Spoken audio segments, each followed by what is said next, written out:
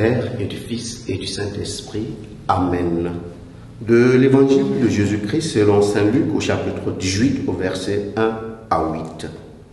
En ce temps-là, Jésus disait à ses disciples une parabole sur la nécessité pour eux de toujours prier sans se décourager. Il y avait dans une ville un juge qui ne craignait pas Dieu et ne respectait pas les hommes. Dans cette même ville, il y avait une veuve qui venait lui demander « Rends-moi justice contre mon adversaire ». Longtemps il refusa, puis il se dit « Même si je ne crains pas Dieu et ne respecte personne, comme cette veuve commence à m'ennuyer, je vais lui rendre justice pour qu'elle ne vienne plus sans cesse m'assommer. » Le Seigneur ajouta « Écoutez bien ce que dit ce juge dépourvu de justice. Et Dieu ne ferait pas justice à ses élus qui crient vers lui jour et nuit? Les fait-il attendre? Je vous le déclare, bien vite, il leur fera justice. Cependant, le Fils de l'homme, quand il viendra, trouvera-t-il la foi sur la terre? » Acclamons la parole de Dieu. Louange à toi, Seigneur Jésus. Bien-aimés dans le Seigneur nous adresse une parole qui peut susciter en chacun de nous une interrogation. Pourquoi la nécessité pour nous, en tant que disciples de Christ, d'avoir une vie de prière?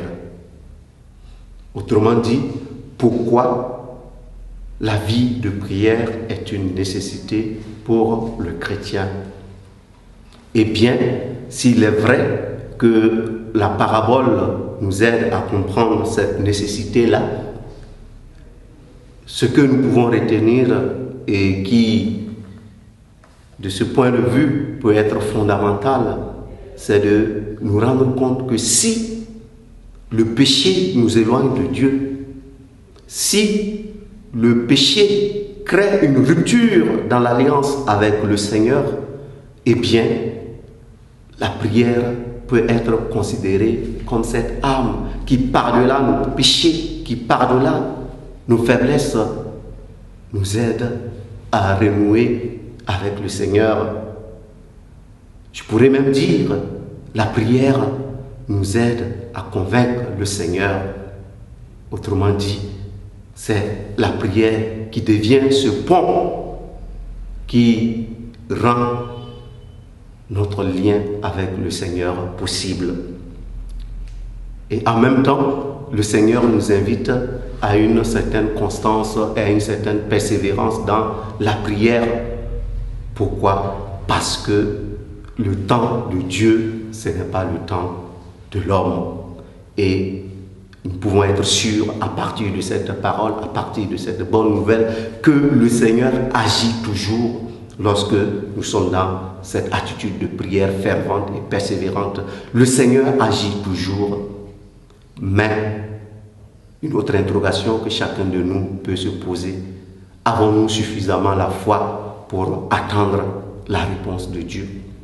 Avons-nous suffisamment la foi pour écouter la réponse que Dieu nous donne? Avons-nous suffisamment la foi pour regarder la merveille et l'œuvre de Dieu qui s'opère dans nos vies? Au cours de cette journée, nous allons demander au Seigneur qu'il fasse grandir en nous cette foi qui nous aide à reconnaître et à admirer la splendeur de son œuvre dans chacune de nos vies. Loué soit Jésus-Christ.